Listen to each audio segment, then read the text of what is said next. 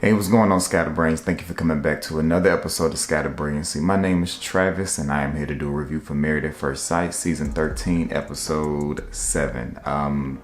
Just like last week, not much going on. Before we get into the video, a couple of housekeeping things. Number one, I appreciate everyone's advice on what I should do with my sweat issue. I appreciate all of your advice, but I'm not doing none of that. I'm not dousing myself with talcum powder. I'm not putting baby powder down on my innards. I'm not putting, somebody suggested something called like dry cloth or something like that, and it looked like something somebody on my 600-pound life should use. Like you're supposed to lift up the fat folds and you stuff like some absorbent paper in there, and then you release the fat folds and it just sits in your fat folds and it absorbs stuff. My issue ain't that bad. I mean, I might be looking like I peed on myself, but I'm not about to be walking around with paper stuck in between my booty cheeks, so that's just not gonna happen. But I appreciate the effort that all of y'all went through to school me on what I should be doing about my sweat glands. Also, just as a reminder, my Frat Brothers GoFundMe is down in the description if you would like to continue to give to that. Again, thank you so much to all the Scatterbrains who have already given. Also, my newest Donors Choose is down in the description as well. As of today, the day that I'm recording this video, Disney and some other company are matching donations completely. So if you give $50, they'll get $50, and it'll be like you gave $100. So you can give to that as well if you feel like it. And lastly, this is just something that I just got to put out there before I get into this review about an episode that wasn't interesting at all. My channel is a channel of fun. It's a channel of lightheartedness. If you are overly sensitive, this is not the channel for you.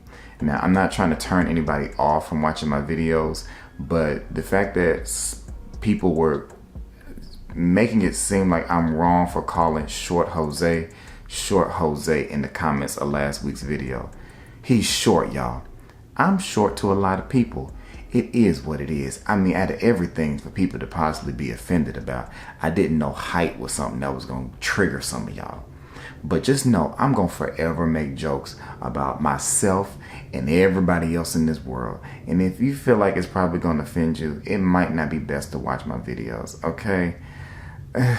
Come on, y'all. It's enough going on in the world. We should be able to laugh about somebody's height, at the very least. He's not a little person.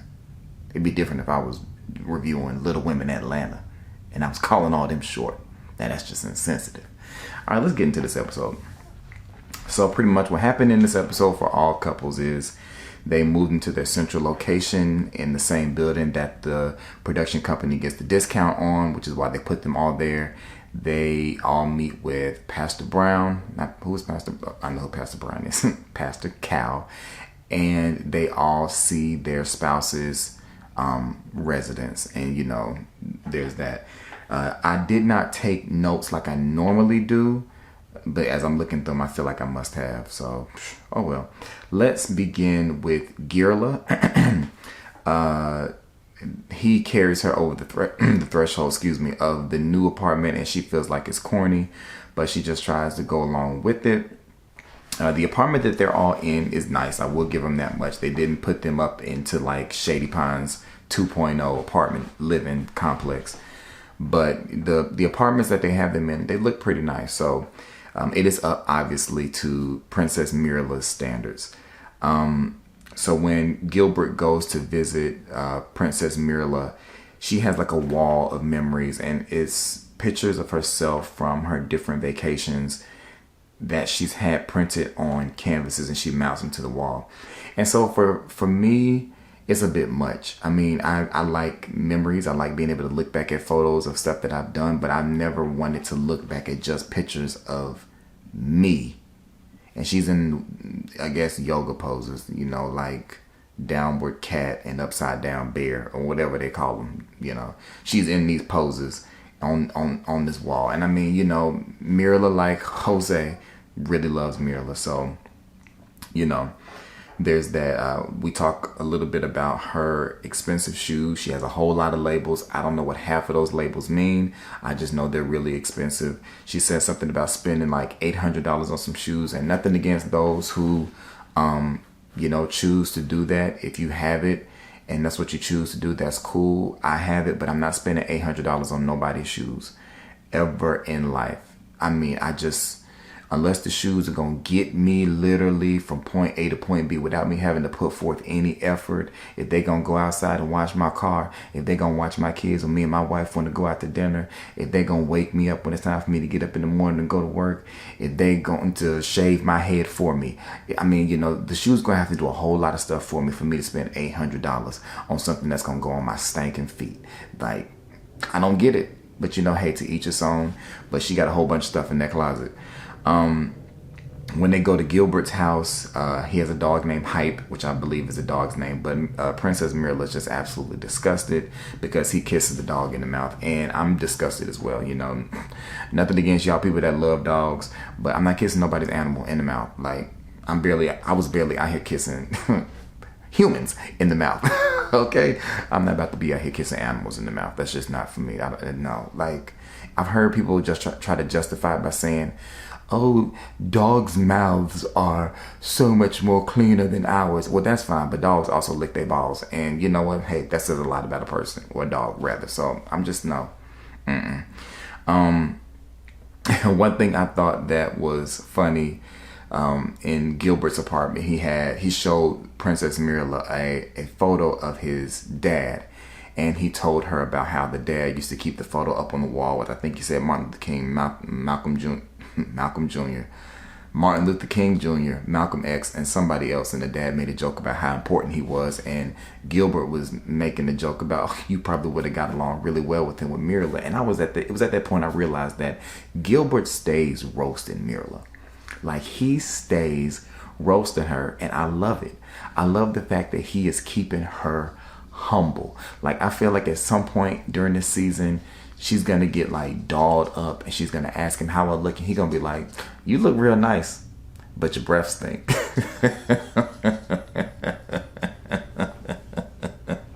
I feel like that's what Gilbert is gonna do. He stays roasting her, even when she's around or when she's not around, to her face, in a confessional, with the other couples, and I love it. So I just want to point that out. Anybody else notice that? So when they meet with Pastor Brown, they talk Pastor Cal. When they meet with Pastor Cal, I just haven't said Pastor, obviously, that often. The only name I have been saying is Pastor Brown. But when they meet with Pastor Cal, the main takeaway is they talk about the intimacy, which is non-existent. Pretty much all they're doing is rubbing up on each other. They have not kissed, which means they haven't done anything past that. And to me, I just think it's a bit weird. Now, you know, there are people who get on this show and they do the whole, oh, but you're a stranger, but you sign up to be with the stranger. So you might want to let go of some of these reservations that you have. But just for me, when I was dating, I couldn't ever imagine being with someone, even if we were just dating, being with someone for this many consecutive days and not kissing them.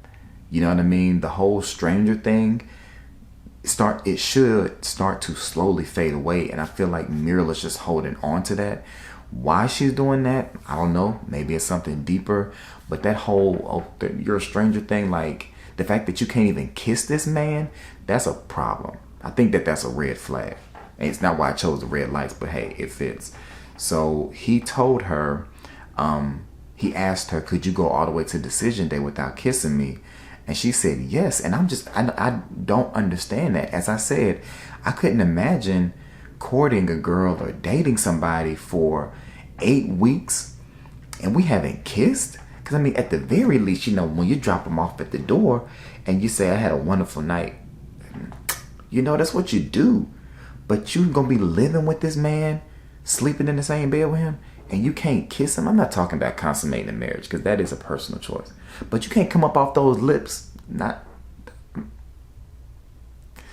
me stop while I'm ahead, because I could have made a joke, but I didn't. All right, and he says he's going to divorce her. If she did that, he would ask for a divorce. All right, let's go to Travis. Let's go to Zakayla. He brings her flowers. They're finally reunited, and it feels so good for now. She gives him what would have been his happy 1 week gift. I couldn't really tell what it was, but they both seem to be appreciative. They both have dogs. I believe the dogs look like they got along. The editors this episode seemed to have a really fun time when it came to editing the scenes with the animals. I don't know what they were on, if they took an edible or something. But when they were editing the scenes with the animals, they were just having fun, throwing sound effects and stuff in there, because clearly that was the most entertaining thing they could figure out to do for this episode, was the animals, right? Because the humans weren't bringing us much of anything. But she said, and I wrote it down because I knew it was going to come back up later. She said that if they were in some kind of disagreement, she would not be the one to leave. So then we fast forward later into the episode, and they've moved into the apartment, the joint apartment, and he leaves, and they show, you know, the timestamp that it's 1 hour later, and she's coming out of the room trying to find out where he is. Clearly she doesn't know where he is. She goes out and gets some Clorox wipes and some tissue, and she gets real upset about it, and she's like like she just throws it down in the most dramatic way. Like, I was thinking, like, what the Clorox and the toilet paper do to you? Like, why you had to throw it like that? Because she just, because I guess she's just so frustrated. And I think that that's our first meteorologist-like inkling that Hurricane K is on the way. She coming up the coast, y'all, because that was the first indication that she's coming. But I really didn't understand exactly at that time what she was so frustrated about. But eventually we got the full story. And from what I gather, he took the dog to go fall asleep. I know y'all gonna correct me in the comments. He took the dog to go do something. He fell asleep with the dog. He took the dog to doggy daycare. And then he came back. And he did not communicate with her at all about what he was doing or anything like that. And that is his fault. Communication is everything, no matter whether you're married or just in a relationship, and just in friendships, any kind of ship, you got to have some kind of communication. And it costs nothing, it takes nothing to send somebody a text message to say, hey, I'm going to do XYZ, I'll see you when I get back. Because I think at the end of the day, that's all partners really want. They just want to know where you are. Like, what are you doing? Are you with somebody else? And especially in a situation like this where they're a stranger, you want to know what's going on. So they end up going back and forth, and they're pretty much having a full-blown argument when Pastor Cal, got it right that time, shows up, and, you know, he can sense that something is wrong. And I'd say that Pastor Cal gave them some really good advice. Now, Pastor Cal gives a whole lot of advice, and truthfully speaking, half of these people don't be listening to it. But I say tonight he gave them some pretty good advice on how to mend this minor issue that they're having. So that was at least one thing in the episode that I can say was nice to see, was what appeared to be some kind of resolution for them. I'm not going to go through the details of what exactly happened because it wasn't important. All right, we're going to move on to Bonnie. When Bao gets to the joint apartment, she immediately starts finding things wrong with it. I can't remember some of the things that she pointed out, but he tells us, I believe, that he's starting to feel like she takes the fun out of everything. I think because she's so particular about stuff. And it is kind of irritating to watch on TV, to see somebody just nitpick what appears to be a lot, and obviously it could be due to editing. But when we see her nitpicking so much, it's like, ugh, just don't sit down, girl. But she says that she's not going to take a shower before she goes to bed, and that is a problem for him because he does not want you bringing your sweat juices and everything else that you're working up from the gym into the bed, which I can understand. You know, a lot of y'all got on me because I said that if I'm sitting in the house all day, I don't feel the need to take a shower. Somebody said you're musty. I'm sorry, baby girl, I'm not musty. If I'm sitting around all day and I haven't done anything, I'm good. Everywhere. The innards is good. Trust me, I know. Like, if I'm sitting and doing nothing, I guess my bodily ecosystem, it just don't function like some other people y'all been around. Cause I don't stink if I haven't done anything. So, but if I work out in any capacity or if I'm sweating, I'm gonna take a shower. That's just, ugh. So at dinner, he tells her that he's gonna go home just for a couple of days to kind of get his mind right, take a break from the marriage. I guess, well, not from the marriage, but just take a break from being around her. And truthfully speaking, you don't get to do that. You shouldn't do that in a marriage, but sometimes you need to. But for me, taking a break is, I'm just gonna go to another room. Obviously I don't have another place to go to, but I wouldn't be leaving the establishment that is our household to go take a break. I guess unless you're gonna take a drive, but he went and stayed somewhere for the night. And I guess that's something Johnny will have to learn with time. But she just said she doesn't want this to become a habit. So they come back later and he reassures her that he's committed. We've known, we are 7 episodes in and we're like only on day 7. And we know that Johnny is quick to get up and leave when he sees something that he doesn't like, but he's trying to stay committed to Bao. Now, what I thought was interesting, they saw each other's houses, nothing interesting. There's still a pillow in between them when they sleep. No change there. What I thought was interesting was Johnny has been feeling some kind of way about Bao that he has not told her. And he finally decided to tell her when Pastor Cal was there. And I thought it was interesting. He told her that when she expresses joy, when she shows joy, she can be very giddy, very childlike, and it turns him off. And he was going back and forth about whether he should say anything because he knew how she probably would take it. And she immediately got in her head, which I think all of us knew that she would. But I could actually understand where Johnny was coming from, because I think on one end, Johnny wants some spice and Bao is offering like sugar. Like he wants some cayenne pepper, but she's giving him ground cinnamon. Could still be kind of hot, but you mostly use it in sweet stuff. You know what I mean?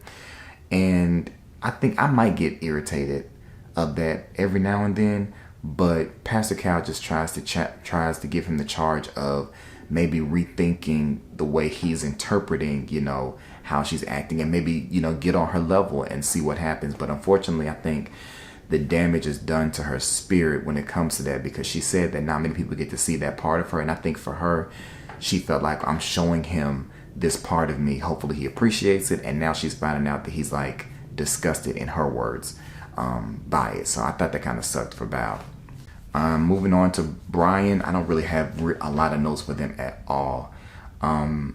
She talks about having to consider him in everything she does. I'm like, yeah, duh. Do y'all people not do this in regular relationships? That's probably why marriages don't really work out, is people don't date with a married mindset. Ooh, that sounded kind of deep.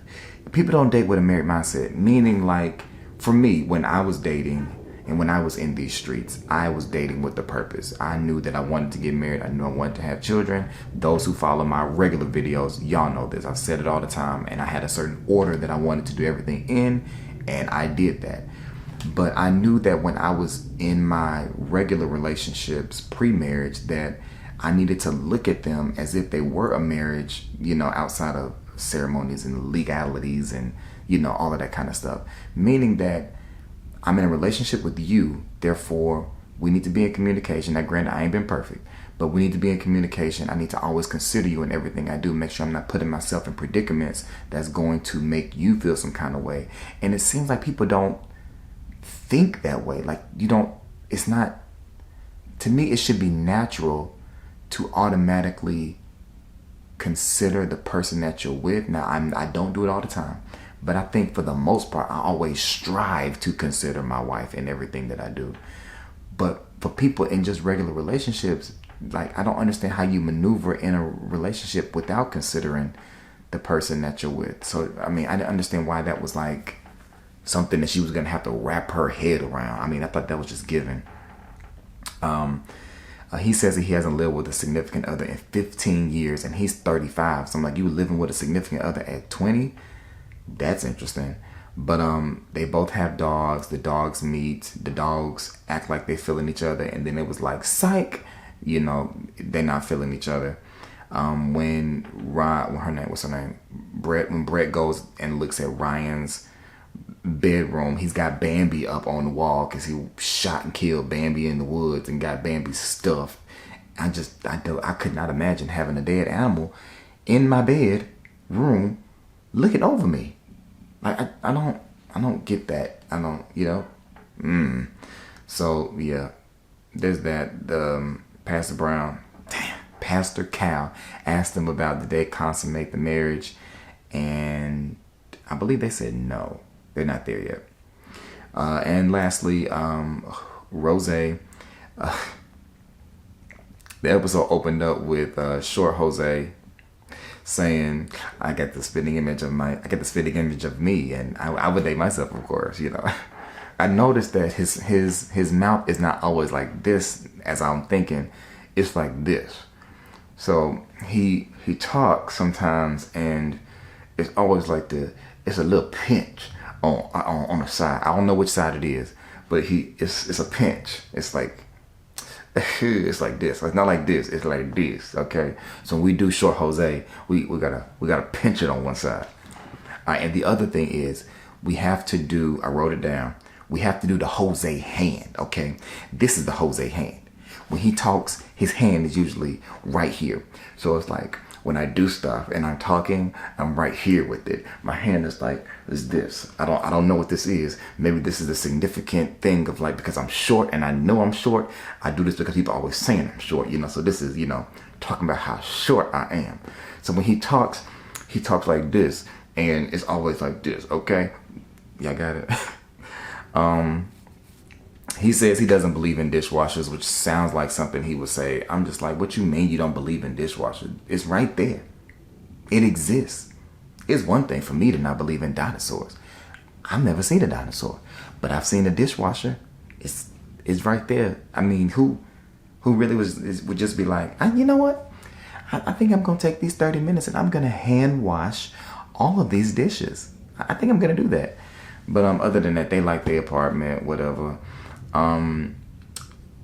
Rachel has a issue getting up. She sets 4 alarms, which is very excessive to me.